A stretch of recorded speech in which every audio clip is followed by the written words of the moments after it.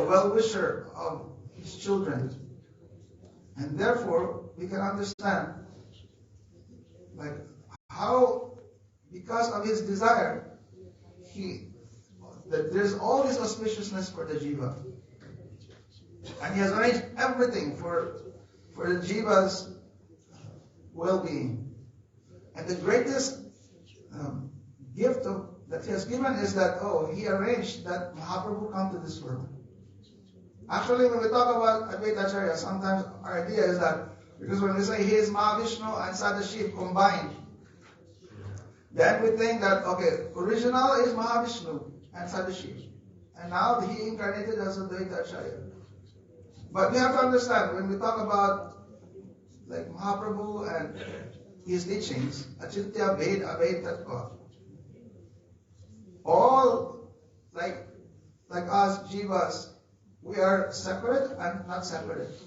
In the same way, the different manifestations of Bhagavan, they are separate from each other, like they have some speciality, uniqueness. But at the same time, non-different, because they all come from Bhagavan. So you may say, he's Advaita is Mahavishnu, Sadashiv. But he has his unique feature as well. Just like when we talk about Bhagavan, he has many incarnations. There's Krishna and there's all these avatars. When we speak about Mahaprabhu is not just an avatar. He is actually Krishna himself, the avatari. But even between Krishna and Mahaprabhu, there's difference. We will say they're the same. Mahaprabhu is the avatari. But if you compare Mahaprabhu and Krishna, there's some uniqueness and difference. And what is that? As Krishna, he is actually like half the equation of what is the supreme like enjoyer and the concept of enjoyment, of rasa. There is Krishna, he is the object of like all like love and affection. And then there is the devotee. And the very like full like source of all these devotees' love, the abode of this is Srimati Radharani. So, as Krishna, he is the object of the love of Srimati Radharani.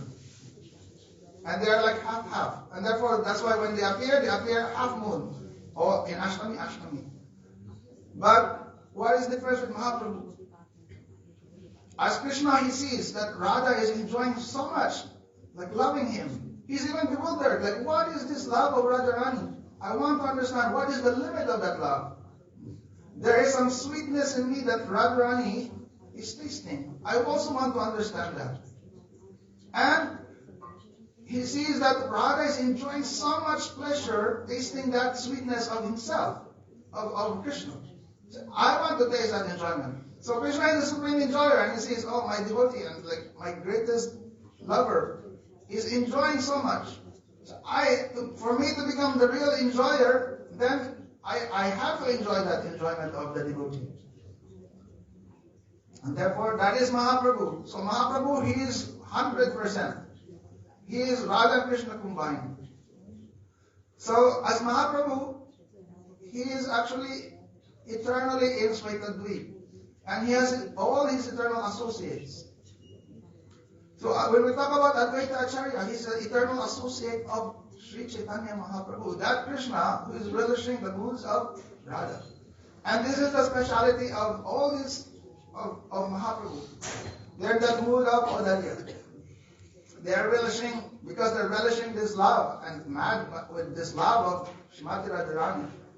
Then they are in that mood of distributing this love. So in Svaitadvip, Mahaprabhu is there. So sometimes when we read Chaitanya Charitamrita, there has been told 3 reasons for the appearance of Mahaprabhu. For the very existence of Mahaprabhu. And that is what we just explained, that he desired to know what is this Shiradhara Pranaya Mahima Kidrisho. What is the glory of this Radharani's pranay, this love? And also knowing his own sweetness that Radharani is tasting, and the happiness being experienced by Radha tasting his sweetness. These three things. Krishna wants to relish that. Therefore, he exists as Chaitanya Mahaprabhu. But we have to understand that for Mahaprabhu to relish this, actually in Svetadvip, he's relishing this. He doesn't need to come to this material world. He is relishing that already eternally in Svetadvip. But Mahaprabhu comes to this world. Why? And here we can understand the mercy of Advaita Acharya. In one pranam mantra of Advaita Acharya, it said, Shri Advaita Namostubhyam Kalijana Kripanidhi. He said, I offer obeisance unto you, Shri Advaita Acharya. You are the ocean of mercy for the people of Kali. This Kalijana Mahanidhi. Why? It's Gora Prema Pradhanaya. Shri Sitaya Pataye Namaha. He said, the husband of Mother Sita. You are Gora Prem Pradhanaya. You are distributing this Gora Prem. Sometimes there's this idea, and devotee are telling that Advaita Acharya, he cannot distribute Prem because he's Mahavishnu. He cannot distribute Braja Prem. But we even glorifying, not even just Braja Prem, he's distributing Gora Prem. He's the distributor of this Gora Prem.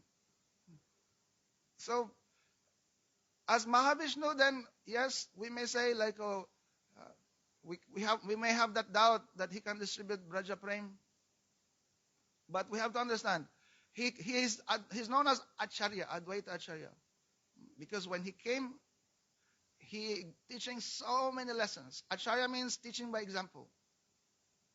So as Advaita Acharya, so many important siddhanta in his life that we jivas can learn from. So one of that is, of course, the glory of the devotee. So Mahaprabhu himself is come in the form of a devotee. The very swarup of the devotee is Lord Nityananda. Pancha Tattvat Makam Krishnam Bhakta Rupa Swarupakam Bhakta Avataram Bhakta Kyam Namami Bhakta Shaktikam. Krishna, his very Atma can be said comes in five indivisible parts. As the Bhakta Rup, Bhakta Swarup, Bhakta Avatar, the Bhakta and Bhakta Shakti. So many times this has been explained. Now, just here that we can say Bhakta, Bhakta, Bhakta, Bhakta. Why? Because that the very existence of the Panchatattva in connection with Mahaprabhu, who is Krishna relishing the moods of Radharani, is there really showing the glories of the Bhakta. The Bhakta is the owner or the abode of this love. And therefore, really, who is the distributor of prem in this world? The Bhaktas. That is their possession. And Bhagavan, really, he is the relisher of that. He's not the distributor of this. But as Mahaprabhu, he came in the form of a Bhakta, and therefore he is distributing. He is coming in the form of a Bhakta, and now to distribute this. So, as Mahavishnu, then we may have doubt that, yes, like how he can distribute this Braja Prem. Even Krishna not distributing. But as Mahaprabhu and especially as an associate of Mahaprabhu, fulfilling the desires of Mahaprabhu, who is at Advaita Acharya, then we can see he is distributor of this prem. He is distributor of the prem of Mahaprabhu. What is that love of Mahaprabhu?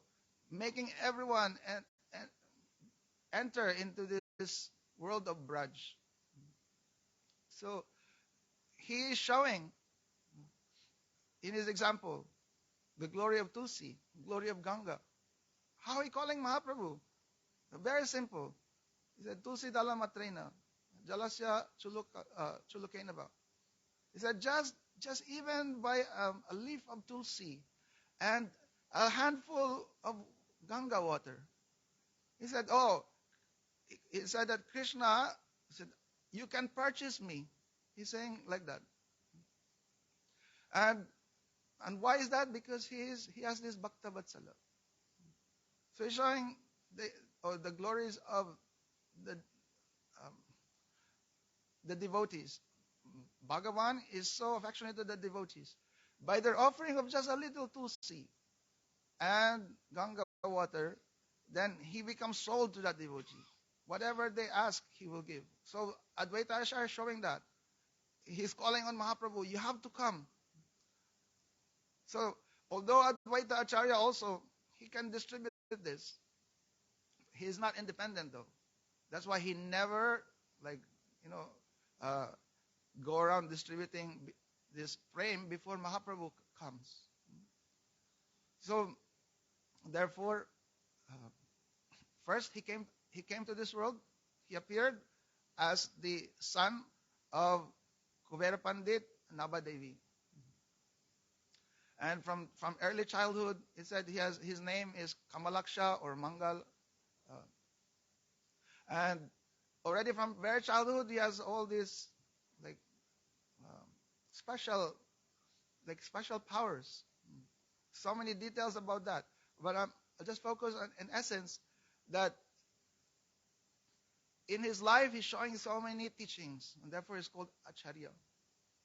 So aside from showing to us the position of Tulsi and Ganga Devi and how Bhagavan is purchased by the devotee, he's showing also the glories of Nam. Like in an example with Haridas Thakur. One time, Advaita Acharya, he's doing like an offering for his father, doing the rites for benefit of his father. And part of that, the Shraddha ceremony, inviting many respected Brahmins. But then Haridas Thakur happened to know, there is this gathering. He never even gone inside, but he is hopeful that later on I can partake prasad. But we know the story. What happened when Advaita Acharya found out Haridas was there? Immediately taking Haridas and giving him the special seat of honor. And we know what happened to who is Haridas. He appeared in a Muslim family, and you can just imagine all these very respected Brahmins immediately protesting, how you can put a Muslim here and even honoring him more than us.